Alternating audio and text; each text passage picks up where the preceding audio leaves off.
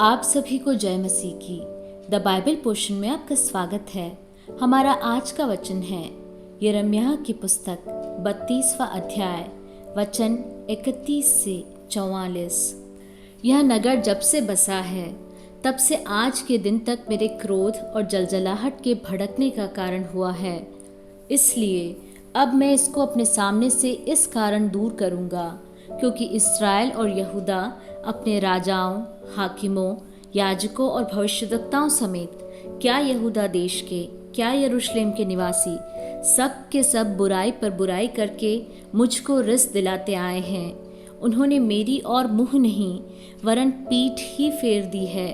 यद्यपि मैं उन्हें बड़े यत्न से सिखाता आया हूँ तो भी उन्होंने मेरी शिक्षा को नहीं माना, वरन जो भवन मेरा कहलाता है उसमें भी उन्होंने अपनी घृणित वस्तुएं स्थापित करके उसे अशुद्ध किया है।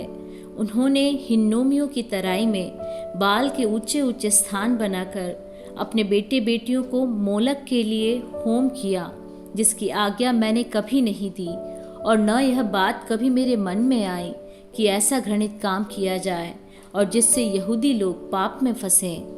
परंतु अब इज़राइल का परमेश्वर यहोवा इस नगर के विषय में, जिसके लिए तुम लोग कहते हो वह तलवार महंगी और मरी के द्वारा बेबीलोन के राजा के वश में पड़ा हुआ है, यूँ कहता है, देखो मैं उनको उन सब देशों से जिनमें मैंने क्रोध और जलजलाहट में आकर उन्हें जबरन निकाल दिया था, लौटा ले आकर इसी नगर में इकट्ठे करूँगा और निडर करके बसा दूंगा। वे मेरी प्रजा ठहरेंगे और मैं उनका परमेश्वर ठहरूंगा। मैं उनको एक ही मन और एक ही चाल कर दूंगा कि वे सदा मेरा भय मानते रहें, जिससे उनका और उनके बाद उनके वंश का भी भला हो। मैं उनसे यह वाचा बांधूंगा कि मैं कभी उनका संग छोड़कर उनका भला करना न छोड़ूंगा और अपना भय मैं उनके मन में ऐसा उपजाऊंगा कि वे कभी मुझसे अलग होना न चाहेंगे। मैं बड़ी प्रसन्नता के साथ उनका भला करता रहूंगा और सचमुच उन्हें इस देश में अपने सारे मन और प्राण से बसा दूंगा।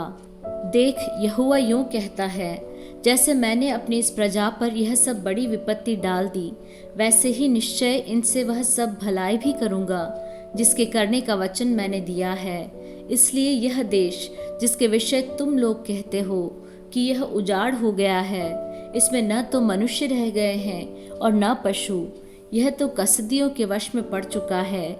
इसी में फिर से खेत मोल लिए जाएंगे और बिन्यामीन के देश में, यरूशलेम के आसपास और यहूदा देश के अर्थात पहाड़ी देश, नीचे के देश और दक्षिण देश के नगरों में लोग गवाह बुलाकर खेत मोल लेंगे और दस्तावेज में दस्तखत और मुहर करेंगे, क्योंकि मैं उनके दिनों को लौटा ले आऊँगा।